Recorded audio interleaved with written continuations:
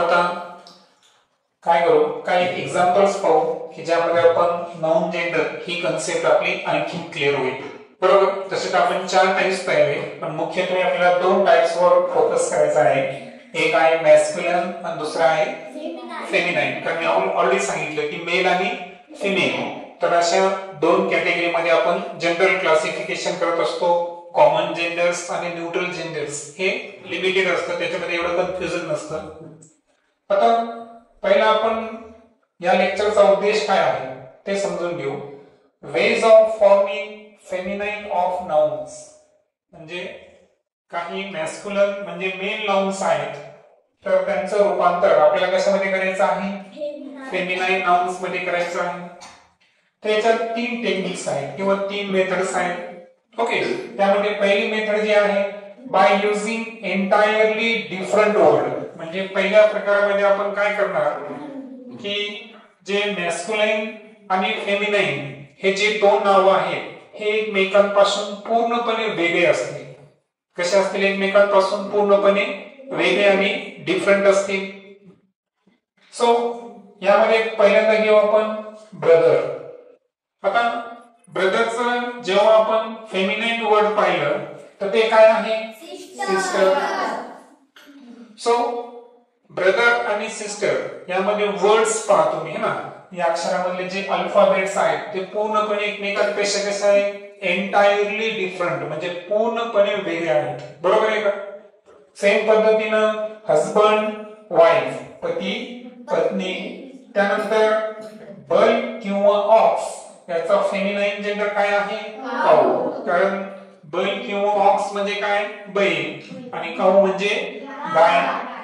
त्यानंतर आहे Lord, lady. बरोबर. आता लॉर्ड म्हणजे स्वामी. ओके. आणि महिला जर स्वामी असेल त्याला काय म्हणायचं? लेडी. गोट म्हणजे काय? ओके.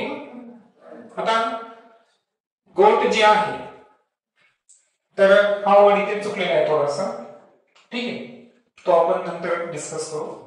त्यानंतर जे कॅट आणि टॉम, तर पैकी टॉम जे आहे हा काय आहे? मॅस्क्युलिन जेंडर आहे, आणि कॅट जे आहे हे फेमिनाइन जेंडर आहे. टॉमला टॉम कॅट सुद्धा म्हणतात.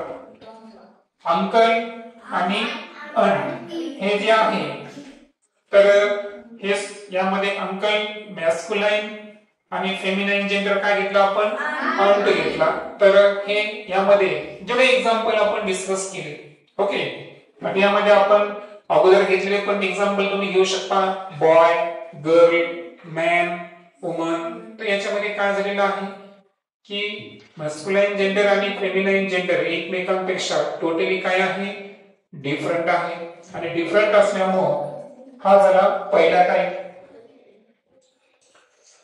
सेकंड टाइप जो आहे बाय ऍडिंग अ सिलेबल. आता आपल्याला प्रत्यय लावायचा आहे, तो प्रत्यय ESS किंवा INE किंवा TRIX किंवा A यापैकी एखादा असू शकतो. आता पहिल्यांदा घेऊ आपण मॅस्क्युलाइन मध्ये पोएट म्हणजे कवी. तर कवयित्रीसाठी काय शब्द आहे? पोएटेस. ऑथर म्हणजे लेखक, त्यासाठी ऑथरेस. पहा इथं ESS लावलेला आहे का या ठिकाणी?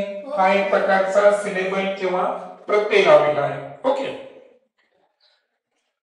टायगर, टायग्रेस माहित तुम्हाला. प्रिन्स, राजपुत्र, त्यासाठी फेमिनाइन काय असेल?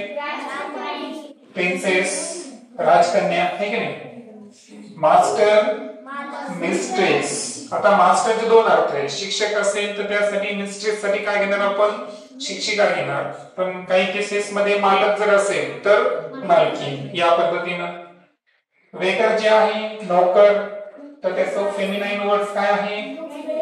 वेट्रेस. एम्पेरर आहे त्यामध्ये एम्पेरेस. त्यानंतर प्रिस्ट, पुजारी असेल तर त्यासाठी प्रिस्टेस. तर अशा पद्धतीचे हे फेमिनाइन जेंडर्स. आणि लास्टली पाहू आपण तिसरा type by placing a word before और आफ्टर.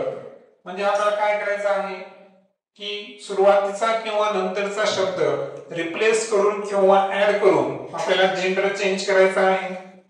जसं की पहा मॅस्क्युलाइन मध्ये आपण घेतला ग्रँडफादर, तर यामध्ये फादर हा जो वर्ड आहे त्याला आपण कशाने रिप्लेस केला, मदरने रिप्लेस केला. सो ग्रँडफादर आजोबा हे का होईल मॅस्क्युलाइन आणि ग्रँडमदर म्हणजे आजी हे कसं होईल फेमिनाइन.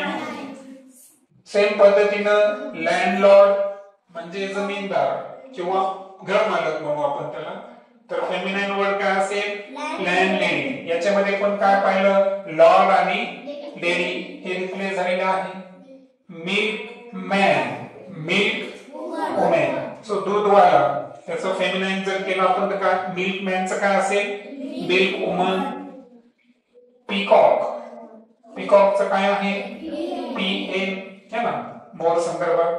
त्यानंतर सेल्समॅन पाहिलं मॅन, सेल्स वुमन.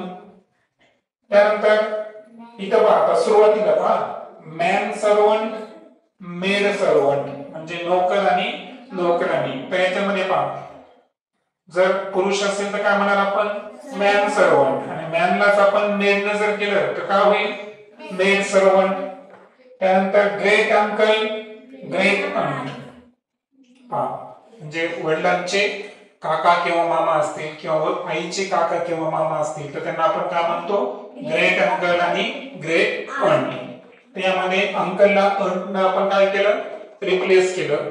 सो अशा पद्धतीनं हे थर्ड टाइप आहे. सो ओव्हरऑल आजच्या दोन्ही लेक्चर मध्ये आपण नाउन जेंडर जे आहे तर त्याचे 4 टाइप्स पाहिले आणि सेकंड लेक्चर मध्ये की मॅस्क्युलाइनचं फेमिनाइन करताना जे 3 रूल्स आहेत